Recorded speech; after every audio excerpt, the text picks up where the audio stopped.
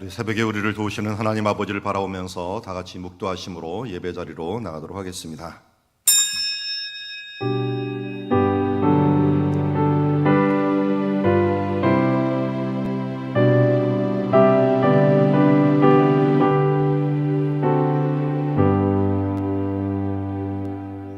내 시작은 미약하였으나 내 나중은 심히 창대하리라.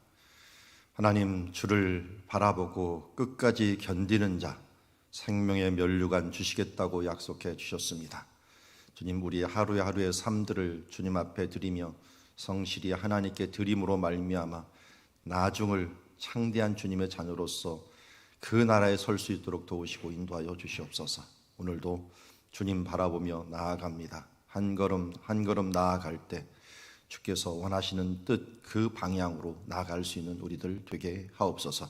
예수님의 이름으로 기도드리옵나이다. 찬송가 543장 함께 찬양하며 나가도록 하겠습니다.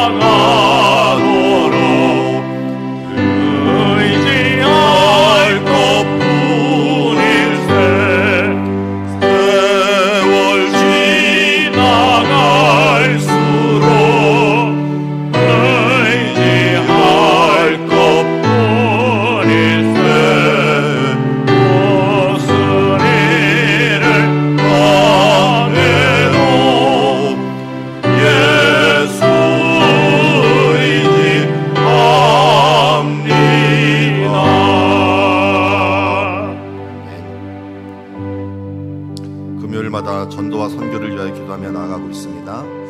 혼란 중에도 놀라운 일을 이루어 가시는 주님을 찬양합시다. 위드 코로나의 위드 가수로 출 코로나를 하는 시간 되기를 위해서 기도하며 나아가기를 원하고, 또 수원용인 화성 지역의 가난한 심령들이 돌아오게 하옵시며 선교지와 선교사님들의 지혜와 권능을 더하여 주시옵시고, 세가족 성교 공부와 정착을 위해서 우리 함께 위하여 기도하며 나가도록 하겠습니다. 하나님 아버지, 또 주님 앞에 나아갑니다. 따라와 너희를 구하며 나아갑니다. 우리는 힘으로 될 수 없고 우리의 능으로 될 수 없고 오직 여호와가 주시는 힘과 능력으로 살아갈 수 있는 주님의 자녀들을 믿습니다.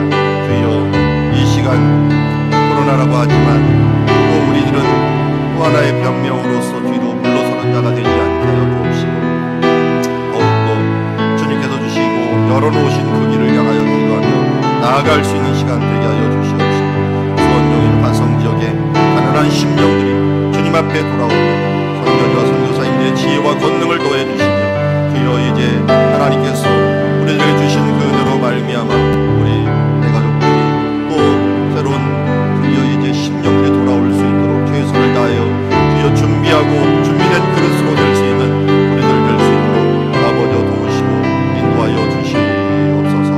오직 주만 바라봅니다.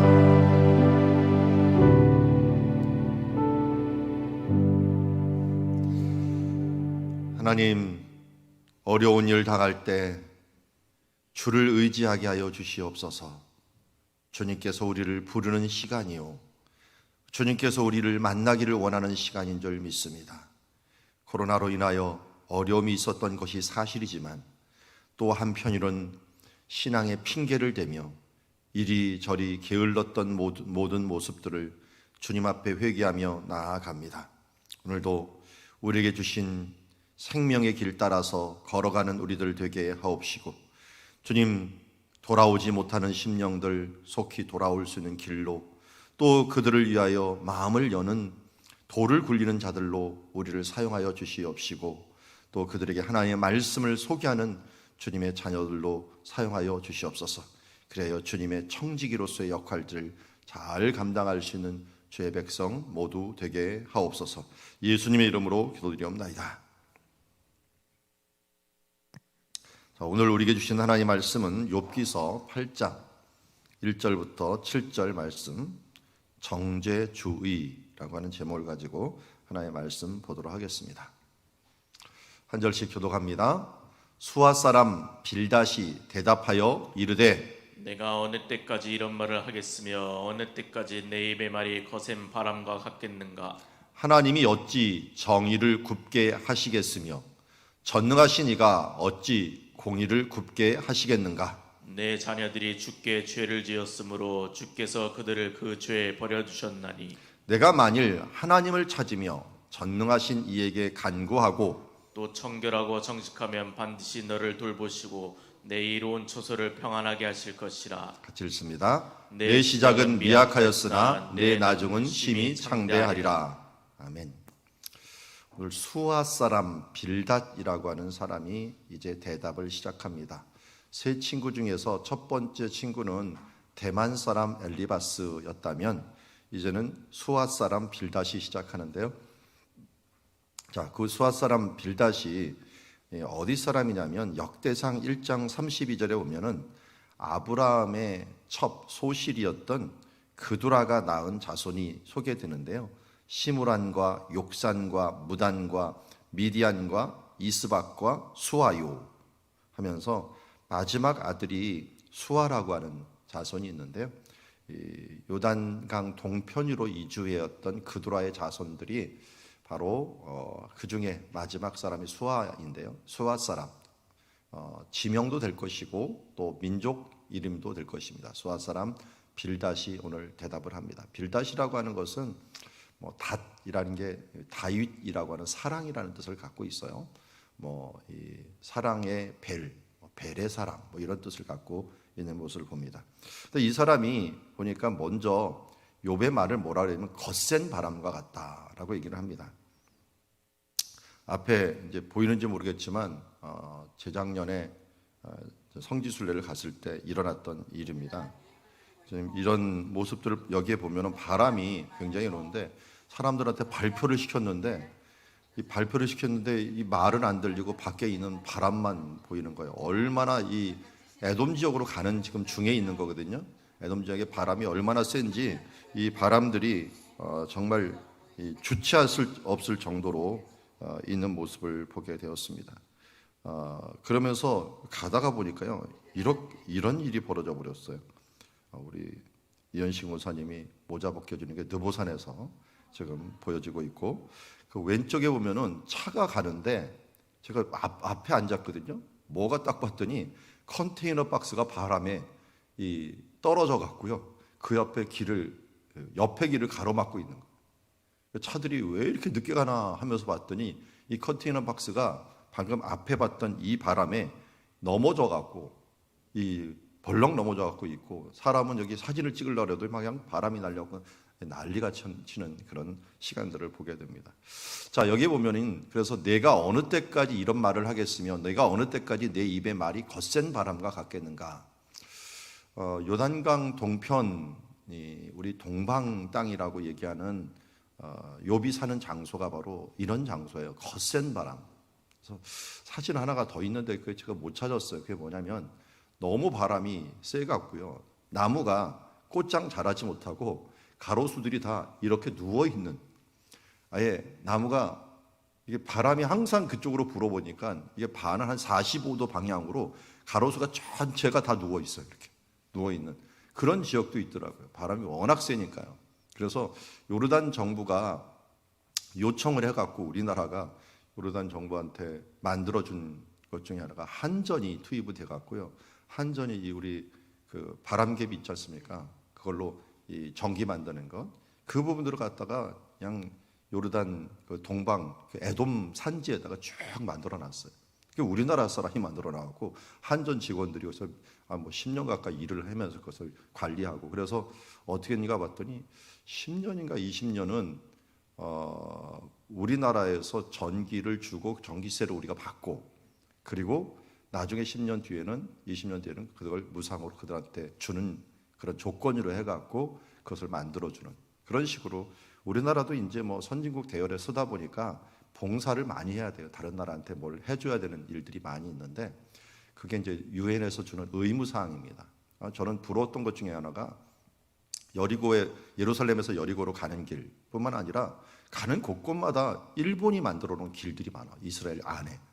요르단에 가서도 일본이 만들어 놓은 길들이 있다고. 이게 봤더니 이제 국제 조약에 의해서 하여튼 일부를 무조건 외국에다 도와줘야 되는 그런 법이 유엔에 있는데, 우리나라도 그 부분들이 좀 몇 조 원에 해당하는 그런 분량이 있기 때문에 사실은 의무적으로 도와주면서도 효과적으로 도와줘야 되는 그런 조항들이 있습니다. 저도 이제 어쩌다 보니까 외교관들을 좀 알게 됐는데, 외교관들이 그 얘기를 하더라고요. 안 좋은 국가에 가면은 그 나라에서 도와달라는 게 많대요. 그러면 어떻게 이것을, 요번에도 이제 아프가니스탄 대사 만났는데, 대사 만나신 그분이 얘기하더라고요. 아프가니스탄 우리나라 많이 도와줬다고. 그런데 이걸 도와줄 효과적으로 도와주는 게 쉽지가 않대요. 왜냐면 이게 가난한 나라일수록 부정부패가 심해갖고 중간에 가다가 다 없어져 버린대요. 지난번에 한번 말했죠. 10%가 가면 다행이다고. 100을 주면 그 원래 목적지 10% 가면 정말 잘 간 거라고. 그러면서 우리나라는 정말 대단한 나라가 20%나 갔다고 하면서 우리나라는 80%는 떼먹고 20%가 원래 장소에 가 있대요. 그래서 그나마 그거는 세계에서 찾아볼 수 없는 것 중에 하나다라고 할 정도로 그만큼 부정부패가 심하다 보니까 이게 어려워요. 그런데 이 요르단에도 굉장히 그것들이 많고, 또 그 장소에 가서 우리나라가 해준 것들을 보면 이런 것들을 이용한 거라고요. 그러니까 여러분들 거센 바람 하면은 우리 풍력 발전소 이렇게 생각하시면 좋겠습니다. 풍력 발전소가 우리나라가 해줬다고, 성지순례 가면은 아마 이 에돔 지역이라고 할 수 있는 이 우스 땅에 해당하는 지역에 가보면은 정말 이 풍력 발전소 많이 있습니다. 다 우리나라가 만든 겁니다. 다 우리나라. 그래서 우리나라 이 전기가 거기까지 가 있습니다. 자, 이걸 왜 얘기했습니까? 너의 말이, 내 입이 우리 지방에서 정말 많이 부는 저 거센 바람과 같다 하면서, 바람과 같는 걸 같구나. 어느 때까지 내 입의 말이 그렇게 거침없이 막 나오며 거센 바람같이 나오겠느냐 하면서, 그들이 그 말을 듣고 있으니까 휘청거리는 것 같아요. 휘청거리는 것 같으니까 이렇게 얘기를 합니다. 그러면서 3절에 이제 빌다시 얘기를 합니다. 하나님이 어찌 정의를 굽게 하시겠느냐, 전능하신 이가 어찌 공의를 굽게 하시겠느냐. 자, 여기에 강조점 단어 있습니다. 정의, 공의라고 하는 말. 하나님은 의로우신 분 맞습니다. 하나님은 공의로우신 분 맞습니다. 하나님이 정의롭고 공의로우면 우리는 이 땅에 남아있질 못합니다. 하나님이 정의와 함께 항상 뭐를 가지고 계시죠? 사랑, 자비가 함께 있습니다. 그래서 우리 예레미야서 그런 말씀 잘 외우고 있잖아요. 하나님의 자비가 무궁하심으로 우리가 진멸되지 아니합니다. 그것이 아침마다 새로우니 라고 말씀하면서 아침마다 하나님께서 새로운 자비를 우리에게 베풀어 주시지 않는다면 우리는 하나님의 공의 앞에 다 무너질 수밖에 없어요. 그렇다고 하나님이 공의롭지 않은 분은 아니라는 거예요. 그래서 우리가 하나님의 공의 가장 잘 대표하는 게 십자가죠. 예수님께서 우리를 왜 죽으셨습니까? 우리가 죄 때문에 형벌을 받아야 되니까 그 형벌을 대신하는, 그러니까 아들을 주기까지 그 정의를 실현하려고 하는 하나님. 우리는 만약 우리의 죄를 위하여 형벌을 치른다면 그냥 죽어버려야 돼요. 죽고 없어져야 돼요. 우리 어제 노회를 했는데 노회 끝나고 저 식사를 같이 했어요. 한 목사님이 그 얘기를 하더라고요. 야, 그 오징어 게임이라는 거 한 거 봤더니 재미난 게 뭐냐면 옛날에 우리가 게임하면 너 죽었어 그랬잖아요. 게임하다 보면 우리 막 찾기에다가 탁 차면은 너 죽은 거야 하면서 너 죽었어. 그리고 뭐 게임 뭐 하다 보면 너 죽었어 그러잖아요. 그 오징어 게임 있으면 진짜 죽이더라. 그러니까 우리는 죽었어라고 하는 표현들을 나도 모르게 쓰는데 그것을 진짜 죽여버리더라 라고 하는데, 어제 또 저녁에 가기를 하다 보니까 그 얘기를 또 저도 모르게 하더라고요. 민수기에 보면은 내 말이 내 귀에 들린 대로 할 것이다 라고 했는데, 우리도 모르게 우리가 메뚜기처럼 행동을 해요. 세상을 보면서 야, 우리는 정말 메뚜기와 같다. 그들 보기에는 정말 메뚜기와 같은 그들의 간식거리에 해당할 뿐이다 라고 얘기하는 반면에 여호수아와 갈렙은 어떻게 했어요? 그의 입으로 고백을 하면서 아니다, 그들이 우리의 먹이다 라고 선언했는데, 하나님께서 어떻게 했습니까? 너희 말이 내 귀에 들린 대로 해주겠다. 그러니까 우리도 모르게 나는 죽겠다, 너 죽었어 하면서 너 죽일 거야, 이런 말들을 하고 있는 모습들을 그대로 된다면 어떻게 됩니까? 그야말로 우리들은 하나님의 공의에 의해서 그냥 견딜 수가 없는 사람이 됩니다. 그러니까 우리들 언어 습관들과 우리의 말 습관들을 잘 보면은 우리의 삶이 어떻게 풀려가는가 하는 부분들을 보게 됩니다. 그래서 참으로 우리가 이 보여주는 것과 말하는 것, 들려주는 것 참 중요합니다. 여러분, 왜 하나님의 말씀을 계속적으로 들으라 합니까? 우리가 안 들으면 옛날로 돌아가 버려요. 세상의 습관으로 또 돌아가요. 그 세상에 뭐가 없으면 괜히 열등감에 쌓이고, 우리는 이미 다 있는데도 불구하고 뭔가 없는 것처럼 자꾸만 생각하는 것들은 우리가 자꾸만 세상의 것을 보고 세상의 것에 오염을 되니까 그것에 비교를 당해버리는 거예요. 근데 하나님의 소리를 들으면 어떻게 됩니까? 너는 오늘 이 자리에 예수 믿고 구원받은 건 하나님의 자녀야. 하나님의 천국을 소유했어. 믿음은 바라는 것들의 실상이야. 이미 얻은 거야. 합력해서 하나님께서 선을 이루셔 하면서 하나님의 말씀을 계속 듣다 보면은 우리가 세상의 것을 듣지 않고 세상의 것을 보지 않고 하나님 것을 보면은 하나님이 원하는 공의, 하나님이 뜻하시는 그 길로 가는데, 그렇지 않으면 자꾸만 세상 길로 간다는 겁니다. 그래서 하나님의 정의, 하나님의 공의, 이 부분들도 바로 봐야 되고요. 그 공의 안에 숨겨져 있는 하나님의 자비하심과 사랑도 같이 봐야 되는 거예요. 십자가는 뭡니까? 위로 있고 아래로 있잖아요. 물론 어떤 사람은 위로 하나님과의 관계, 옆으로는 사람들의 관계라고 하지만 저는 두 가지로 생각해요. 차라리 위로 올라가는 하나님의 공의가 될 수 있지만 옆으로는 하나님의 사랑이 또한 그분을 십자가에 못 박게 했습니다. 하나님의 사랑과 공의가 함께 합쳐진 것이 십자가라고 할 수가 있어요. 우리를 사랑하니까 우리의 죄를 위하여 죽으신 게 아니겠습니까? 그런데 이 빌닷이 착각했던 것은 공의만 자꾸만 생각을 하는 거예요. 하나님은 공의하니까 4절에 정말 하지 말아야 될 말을 합니다. 여러분, 사람들이 살아가면서 정말 큰 상처 입은 사람들이 있잖아요. 그런 사람들한테는 말하지 말아야 될 것들이 있어요. 예를 들어서 욥이죠. 욥이 한 번에 10명의 자녀를 잃어버린 거예요. 4절에 보면 내 자녀들이 주께 죄를 지었으므로 주께서 그들을 죄에서 버려두지 않았느냐. 그러니까 자녀들이 죽인 것이 그들의 죄 때문이야. 성경조차도 그들이 죄를 지었을까 봐 욥이 그를 위하여 대신 제사를 드려지고 이 속죄제를 드리면서 이 향락을 누리는 가운데 혹시 말을 잘못하고 특별히 마음으로라도 죄를 졌을까? 뭐 마음으로 죄를 졌을까 했으니까 겉으로는 나타나지도 않는 거죠. 그러면서도 하나님 앞에 신실하게 살았던 이 가족들을 갖다가 죄 때문에 죽은 거야 하면서 정죄를 해버리는 것을 보게 됩니다. 이거는 부모 가슴에 비수를 꽂는 거죠. 여러분, 이런 말을 요새 사람들 중에 누가 하나요? 하는 사람은 이게 생각이 없는 사람이에요. 지금 자식을 잃은 지 몇 달도 안 됐는데, 그리고 자기 몸은 지금 만신창이 되고 모든 것을 다 잃은 사람한테 내 자녀는 죄를 져서 죽은 거야. 아니, 분명한 근거도 없이 그 말을 했다가는 이거는 사람의 비수를 쫓고 너무나도 아프게 하는 겁니다. 그래서 나는 정의롭다라고 하는 사람, 나는 옳은 말만 하는 거야 하는 사람들이 가장 많이 범하는 것 중에 하나가 이런 부분이에요.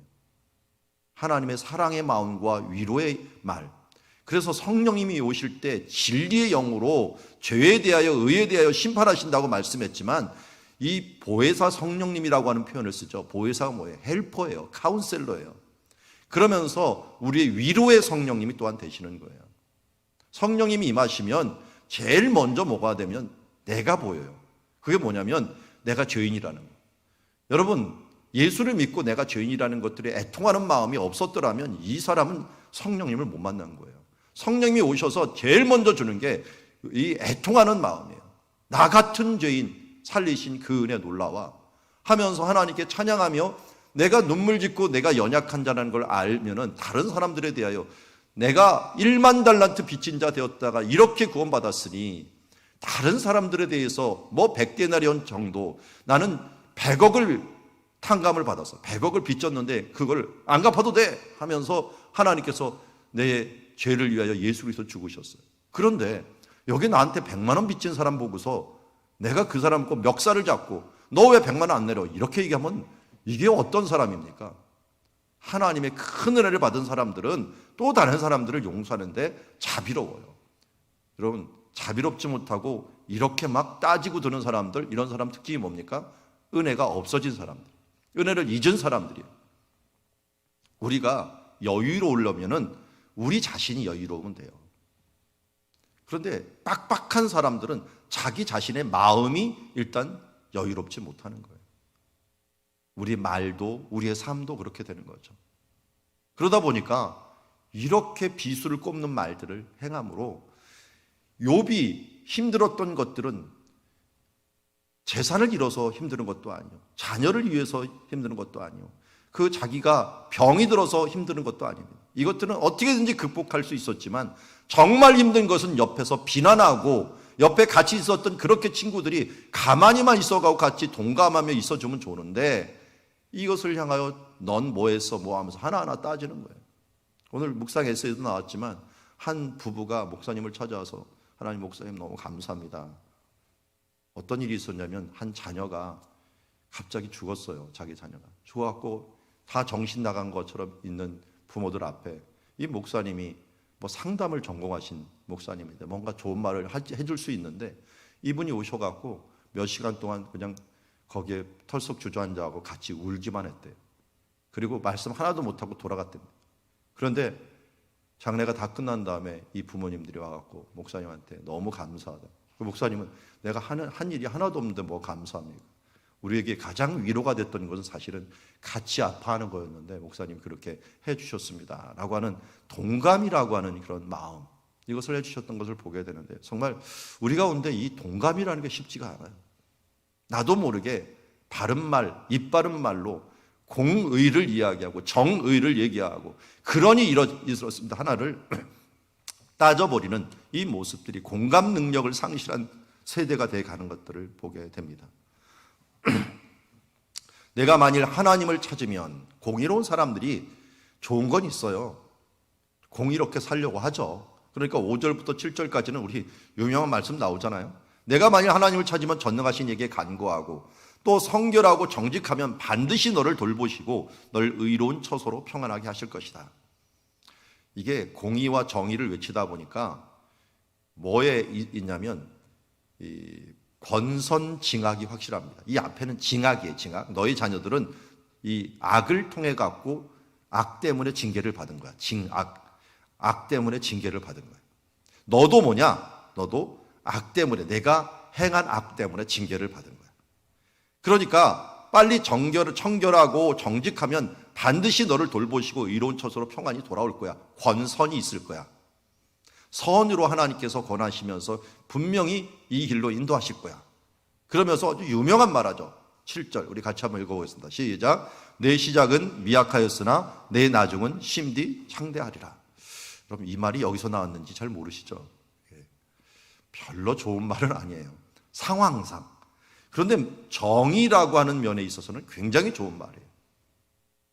선을 권하는 면에서는 굉장히 좋은 말이에요. 하나님께서 정직하고 의롭게 사는 사람들에게는 시작이 미약하였으나 나중은 심히 창대합니다. 원래 욥의 전체 일생을 보면 이게 딱 맞는 말이죠. 딱 맞는 말이에요. 맨 처음엔 다 이런 것 같지만 마지막에는 어떻게 해요? 창대하게 됩니다. 그렇지만 이 상황에는 안 맞는 말이에요. 여러분, 바른 말이 다 좋은 말은 아니라는 거 아시죠? 여기서도 말하잖아요. 정의, 이거 바른 말이에요. 그렇지만 그 사람에게 좋은 말은 아닙니다. 그럼 최고의 명약이 뭡니까? 뭐 지금은 이 코로나에 백신을 맞는 거, 이거 좋은 거죠. 약으로 최고의 약. 그리고 우리나라 못 만들라고 난리잖아요. 그러고 보면은 참 그 전에 이 먹는 백신과 같은 치료제들이 참 대단해요.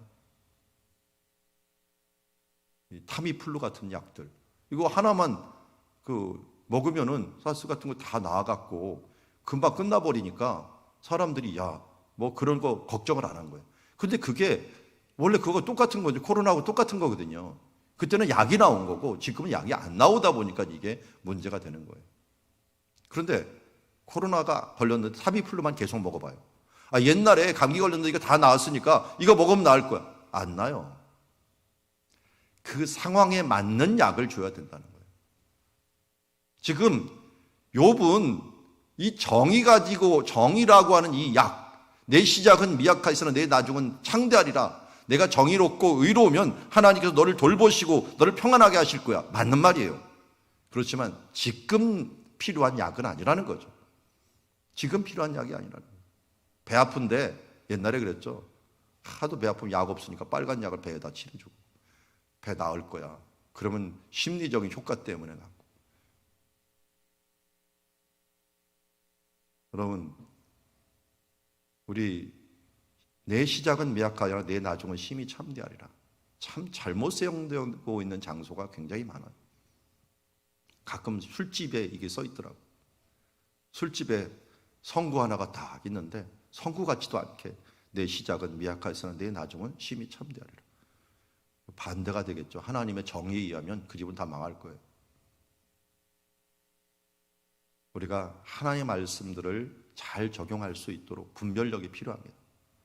빌닷은 정의라고 하는 잣대 하나만을 가지고 그렇게 행함으로 말미암아 의는 축복, 악인은 징계, 요 공식만 딱 적용을 시켰는데, 여러분 수학 문제 풀 때 공식을 잘못 적용시키면 어떻게 돼요? 쫙, 그죠? 그건 틀린 거예요. 하나님의 말씀 잘 적용시켜야 됩니다. 그런데 우리 이번 주일날 이제 말씀할 설교의 큰 줄기 중에 하나로 제가 정한 것 중에 하나인데, 권선징악이 누구의 원리냐면요, 사탄의 원리. 사탄이 하늘에 올라가고 하나님한테 뭐라고 얘기를 합니까? 욥이 까닭 없이 하나님을 경외하리까. 까닭 없이. 사탄도 알아요. 이유가 있은즉 뭘 행동이 나온다. 하나님과 우리 사이에 이유가 있기 때문에 우리가 하나님을 섬기고 하나님이 우리를 사랑한다. 이게 맞습니까? 근데 우리 찬양 중에 있어요. 그저 사랑하기 때문에. 하나님의 은혜. 은혜의 원리는 뭐뭐 때문에가 통하지가 않아요. 그저 사랑하기 때문입니다. 그러니까 뭐가 우리가 잘나서, 우리가 죄인이 아니라 우리가 의인이라서, 우리가 앞으로 가능성이 있어서 하나님이 투자하는 게 아니라는 거예요. 하나님의 원리에서는 항상 먼저 은혜입니다. 우리가 믿음이 있어서 구원받는다? X. 믿음 전에 뭐가 있었어요? 너희가 그 은혜로 인하여 믿음으로 말미암아 구원을 얻었나니.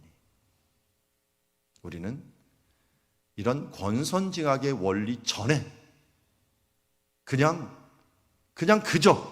그저 베푸시는 하나님의 그 큰 은혜, 이것이 항상 깔려 있었기에 우리가 구원받는다는 사실들을 잊지 말아야 됩니다.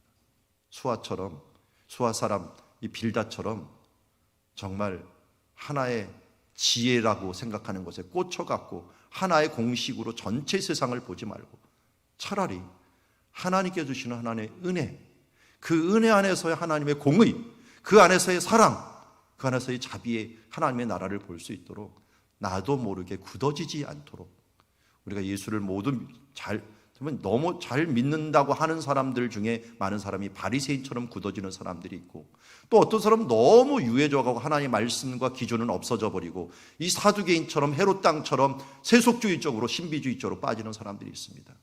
오늘 주님이 말씀합니다. 너희는 바리새인과 사두개인의 누룩을 조심하라. 정죄하는 쪽으로도 너무 허용하는 쪽으로도 가지 말고 하나님의 뜻이 무엇인가를 항상 분별하라고 말씀하고 있습니다. 오늘 수아 사람 빌닷에게서는 분명히 우리에게 얘기합니다. 함부로 정죄하지 말자. 함부로 정죄하지 말자.